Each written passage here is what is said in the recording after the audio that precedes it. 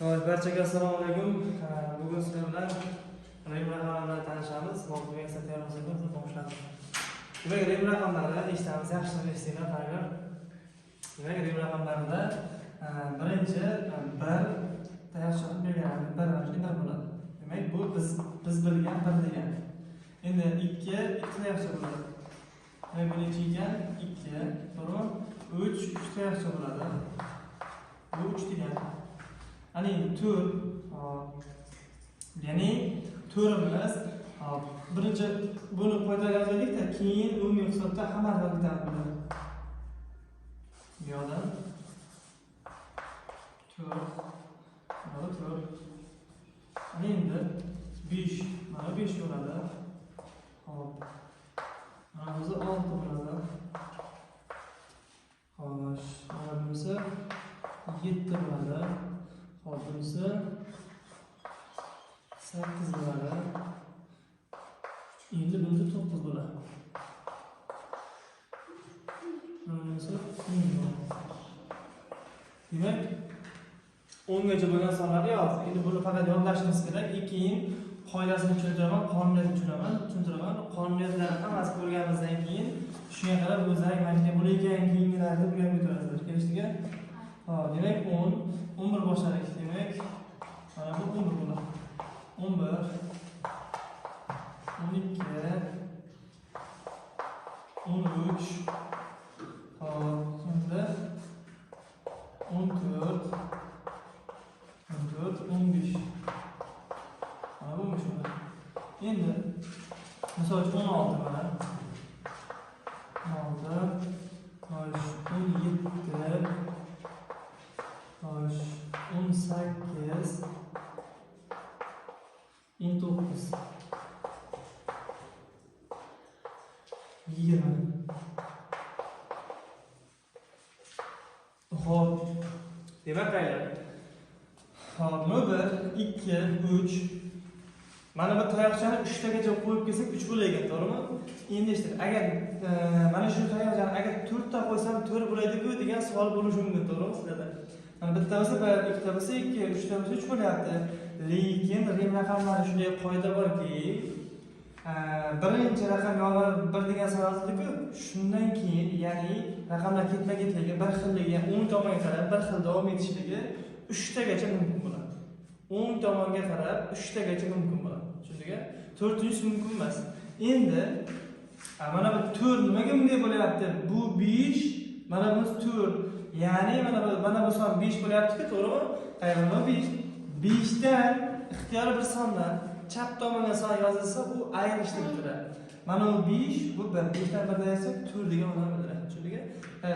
Berilgan sondan o'ng tomonga 3 tagacha, chap tomonga 2 tagacha yozish mumkin. Tushunadi?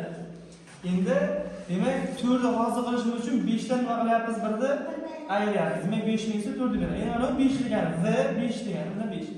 Endi 5 ga 1 ni qo'shsam 6, qayerda 5 ga 2 tani qo'shsam 7, 3 tani qo'shsam 8. Nimaga 5 ga 4 tani qo'shmayapman? Mumkin emas. Chunki kelishdik o'ng tomonga 3 tagacha mumkin. Demak, mana bu x 10 mi? 10 dan 1 nima qilyapman? Ayryapman, 9 bo'ladi. Demak, mana bu 5 ga 4 ta tayyorlashni olsa 9 bo'laydi-ku, bo'laydi, lekin 4 tagacha mumkin emas-da, 3 tagacha mumkin. Tushundingmi? Demak, 10 dan 1 desak 9, buni o'zi 10. Endi mana bu qaylar? 10 ga 1 ni qo'shsam 11, 2 ni qo'shsam 12, 3 ni qo'shsam 13, 4 ni qo'shsam necha? 14. Mana bu necha? 5 ni qo'shsam 15. Ya'ni x hammasi 10'likku, to'g'rimi? 6 ni qo'shsam 16, 7 ni qo'shsam 17, 8 ni qo'shsam 18. 9 ni qo'shsamchi 19. Endi 2 ta 10 20, to'g'rimi? Xo'sh, endi eshitamiz endi. Misol uchun mana 30 nima degani? X savol. Mana bu nima degani? 30 mi? Savol endi x bu necha? Mumkinmi? Yo'q. Mumkin emas. Demak, mumkin emas. Bu mumkin emas ekan. Xo'sh, unda biz kelishamiz L. Bu 50 degani. L dan oldin bitta son qo'ysam, bu nima degani? 50 dan 10 ni necha? Bu necha degani ekan shunda? Bu 40 degani ekan. Tushunarli? L necha bizda? 50. Endi 50 ga 10 deb qo'ysam necha bo'ladi? Bu necha bo'ladi? 60 bo'lagan, to'g'rimi? 50 ga 2 ta 10 deb qo'ysamchi? 70. 50 ga 3 ta 10 deb qo'ysamchi? 80. Demak bu 80 ekan. 50 ga 4 ta 10 deb qo'ysamchi? Mumkin emas, demak 50 ga 4 ta mumkin emas ekan, to'g'rimi? 50 ga 4 ta 10 degani mana bu endi mana ixtiyoriy bitta aytilgan sondan dedik. Undan 3 ta 10 gacha yozishimiz mumkin dedik. Mana biz L dan 3 ta 10 ta yozib foydalanib bo'ldik. Endi biz nima qilamiz? Endi nima qilamiz? Ishlatmaymiz endi. Agar to'g'ri bitta 4 ta deb yozsam, bu qoida buziladi. Tushundingmi? Aytib kelishdik-ku. Aytilgan sonlar 3 ta 10 ta bo'yicha mumkin dedik. To'g'rimi? Mana 3 tani bajarib bo'ldimmi? Bo'ldi. Bu yozolmaymiz endi. Hayır, mana bu S kelishamiz. S 100 degan. Onu sizdan 10 da yasam qancha qoladi? Sizdan 10 da yasam. Demak, bu necha ekan? 90 ekan. S necha 100 mi? Yaxshi, S 100 bo'lsa, ikkitasi necha bo'ladi? 200, 3 tasi 300. Demak, 300 ekan, to'g'rimi? 4 tasi-chi? Mumkin emas. Ha, ana shu yerda D degan narsa keladi. D. Demak, D, hayır, D bizda 500 bo'ladi. Unda D dan men nimani ayiraman? 100 necha? S. Bu necha? 400. Aha. Hop, endi D dan keyin bizda D mana D ga qo'shamiz 100 ni. Bu necha? 600. D ga qo'shamiz ikkitasini. 700. D ga qo'shamiz 3 tasini. 800, to'g'rimi? D ga 4 tasini qo'shamiz. Ha, demak men M yozaman. M 1000 degan. Tushunarlimi? Demak M dan nechani ayiraman 9 bo'lish uchun? 100. D 50. Z bizda 500 ku. S'ni ayiramiz, to'g'rimi? Bu necha ekan? 900, to'g'rimi? Xo'sh. Ana endi misol uchun 2 ta M. Bu necha? 2000.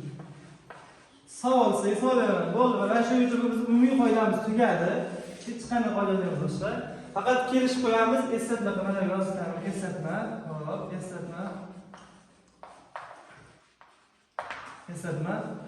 Hop, qandaydir bitta ixtiyoriy son, yo'q qanday bitta A degan son yozay. A degani mana bu D larmi, L mi, H mi, qaysi bittasi tushundingmi? Umumiy hisobda A degan son.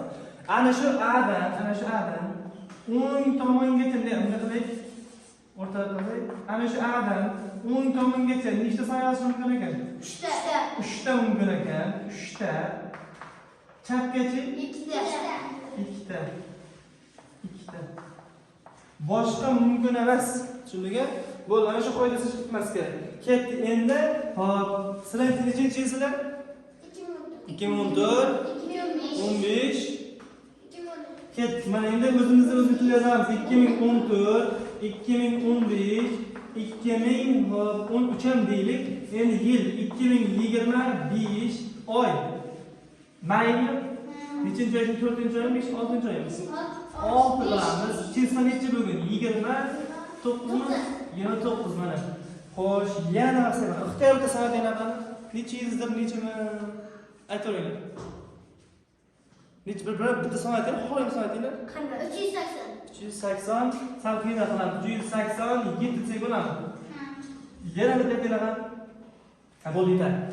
Xo'p, endi eshitinglar, 2014 degani birinchi qanday qilamiz? Yaxshilab eshitinglar. Mana shuni bilsalaring, bo'lishi hammasi tugadi degan. Boshlaymiz. 2000, to'g'rimi birinchi? 2000 necha mingda? M. Demak, M 2000. Bo'ldi, mana bu 2000 tugadi, to'g'rimi? Necha qoldi? 14 dan birinchi 2014. 10 necha bizda? 10 4-chi? Mana. Demak 2014. Tushunarli? 2015 desa, ikkita M mi? 2015. Mana bu 2000 degani bu 10 degani bu 5 degani. Tushunarli? 2013 qanday bo'ladi? Aytinglar.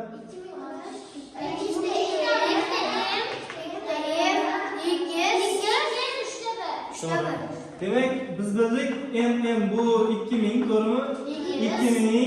2013. Hoş, demek 2000 13. To'g'rimi? Hop 2025 so'roq qilamiz. 2025 endi ozaytirib qo'yamiz. Nechta x?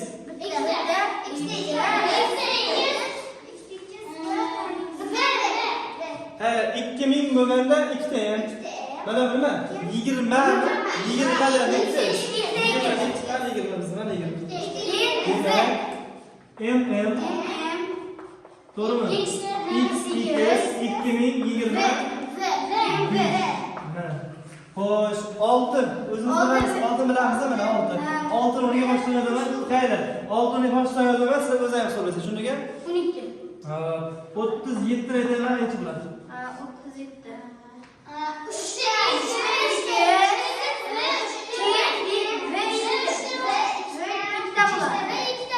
37. 8 ve 2 de to'g'ri. Endi shuni ne qilaman? 437 qolsin. 437. Toza birinchi ishni 437 qildim-ku. Mana buni bilishimiz kerak. O'qishda qaylar? 430 keyin 7 bitta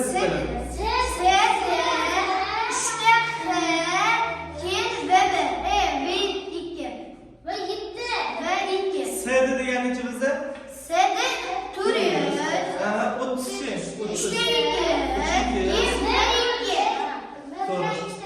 'Hamma tushunarlimi? Yaxshi. Demak, menga o'rgatyapsizlar. Birinchi nima? 400 bo'lganda 2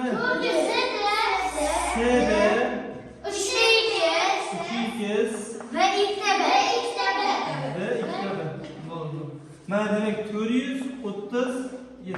Tushunarli? Xo'sh, 29 qanday bo'ladi? Mana bu 20. 387.